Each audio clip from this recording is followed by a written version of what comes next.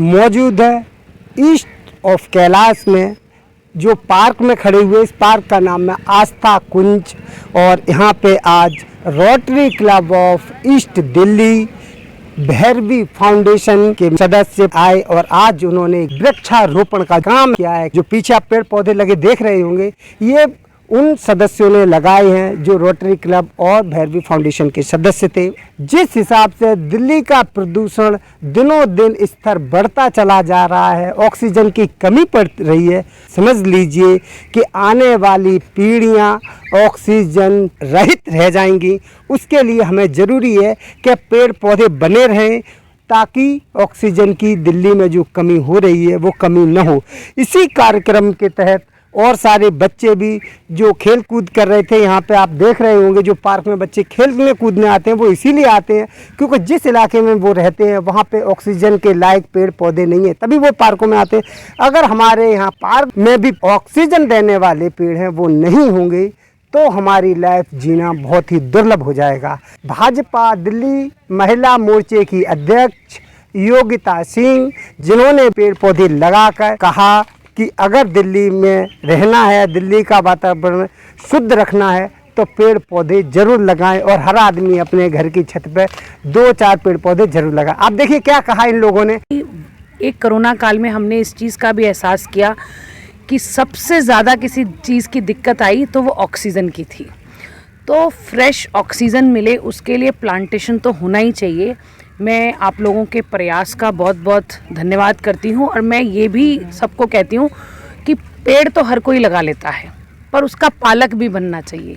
कम से कम कभी कभी आप आके उसको देखें कि उसमें पानी दिया जा रहा है कि नहीं दिया जा रहा। अगर हम किसी पौधे की देखभाल 6 महीने तक कर लें तो वो बड़ा हो ही जाता है। एक पौधा कितनी सारी जिंदगियों को बचाता है ये हम सब ने देखा है। तो हमको ये प्रयास हमेशा निरंतर करते रहना चाहिए। ये तो जी सबके लिए बहुत अच्छा काम है। प्रकृति के लिए जो जनमानस जो इस काम में लगे हुए हैं ये राष्ट्र को समर्पित है। आपने देखा होगा कि कोरोना काल में हमारी बड़ी बहन जी ने कितनी, योगिता जी ने मेहनत की थी, लोगों को ऑक्सीजन के लिए जिनको सिलेंडर की आवश्यकता थी वो भी कराएं। पर ऑक्सीजन के लिए अगर हम जब तक हम पेड़ नहीं लगाएंगे तो प्रकृति पे जो हमारा भार जनसंख्या का बढ़ा हुआ है वो किस प्रकार बैलेंस बनेगा। वो ये एक माध्यम पेड़ ही है। हम पौधारोपण करेंगे तो आने वाली जनरेशन को हम स्वच्छ वातावरण देंगे। आपने देखा होगा कि प्रदूषण की कितनी मात्रा भारत में है और दिल्ली जो प्रदूषण के मायने में देखी जाती है तो कितना विश्व स्तर में कितने निम्न स्तर पे है। President Rotary Club of Delhi West. हम लोग यहाँ पे टी प्लांटेशन के लिए आए हैं। बरसात के मौसम में टी प्लांटेशन से बेहतरीन कोई काम नहीं है और वातावरण के लिए, पर्यावरण के लिए हमें पेड़ों को बचा के रखना है और आगे के लिए भी हम प्लांट भी लगाएंगे। प्लस में जैसे रिवाइवल ऑफ वाटर बॉडीज़ का हम उस पर भी काफ़ी काम करना चाहते हैं और रोटरी इन दोनों के अलावा भी हेल्थ पे, सैनिटेशन पे, एजुकेशन पे भी काफ़ी काम कर रहा है और काफ़ी 70-75 साल से कर रहा है और हम उस प्रयास को और आगे बढ़ाएंगे। क्या कहना है सर? रोटरी एक ग्लोबल ऑर्गेनाइजेशन है और हमेशा ही समाज के जो भी काम रहते हैं और स्पेशली के जो पर्यावरण से जुड़े हुए काम हैं, हम अभी जर्मनी में देख रहे हैं क्या हो रहा है, जिस तरीके से वहाँ बरसात ने उत्पात मचाया हुआ है। तो इस सब को देखते हुए और दिल्ली में जिस तरीके से मानसून सिर्फ मिस्ड कॉल देकर जा रहा है, तो जब तक पेड़ नहीं लगेंगे तो मौसम ठंडा नहीं होगा, थोड़ा बरसात बादल रुकेंगे नहीं।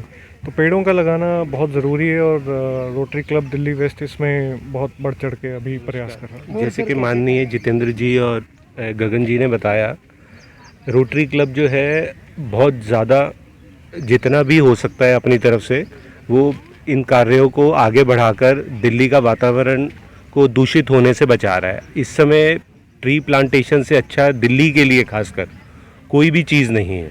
जितने हम प्लांट लगाएंगे उतना ही ज़्यादा हम इस वातावरण को जो है दूषित होने से बचाएंगे और हेल्दी हवा जो है सबको मिल पाएगी। क्या लगता है महिलाओं को जो रोज़गार देने का भैरवी फाउंडेशन काम कर रही है, बहुत अच्छा कार्य कर रही है, कब से शुरू करेंगे? हमारा फर्स्ट सेंटर स्टार्ट हो चुका है और इसके बाद हम इसको कंटिन्यू करेंगे। कोशिश है हमारी कि इसी साल हम 20 to 25 सेंटर्स हम स्टार्ट कर लें। और इसके अलावा हमारा एक और है कि हम फैशन डिज़ाइनिंग के बाद हम 1 साल के बाद हम अपनी गर्ल्स को फैशन शो हम उनके साथ हम करना चाहेंगे, सो दैट कि उनका थोड़ा मोटिवेशन बढ़े। नमस्कार, मैं शिवानी, मैं ये यूथ फाउंडेशन से जुड़ी हूँ सोडी सर के थ्रू। और मैं ये कह रही हूँ कि जो इतनी पब्लिक कचरा फेंकती है, पोल्यूशन करती है, उसके अगेंस्ट में हम उसके साथ में क्या साथ साथ चालू कर सकते हैं जिससे कि हमारी ऑक्सीजन या हमारा वातावरण शुद्ध और पवित्र हो जाए। सर, जिस हिसाब से आपने कोविड में इतनी लोगों की मदद करी, लोगों को ऑक्सीजन मुहैया कराई और आपको 2 बार कोविड भी हो चुका है, तो आपको ये सब खेल खेलते हुए डर नहीं लगा, जबकि कोविड में इतनी ज़्यादा लोग भयभीत थे कि घर से भी बाहर नहीं निकले? आपकी बात पे पहले तो मेरे को ये खेल नहीं है, ये जनमानस की, राष्ट्र की सेवा है। ये मैं आपको पहले बता दूं, मेरे भाव जो है ये मेरा कभी ये नहीं सोचता, क्योंकि हमें गुरु की साहिब के द्वारा जो हमें बख्शिश बख्शी गई है, सेवा ही बख्शी गई है। तो सेवा परमो धर्म, हमारे खून में, ब्लड में, चाहे मेरे को 2 बारी कोविड हुए, चाहे 3 बारी हुए, मैंने जनमानस की, अपने राष्ट्र की सेवा करनी है। पहले मेरे को पिछले साल मेरे को कोविड हुआ था, जब मैं राशन की वितरण कर रहा था, लोगों को ज़रूरत थी।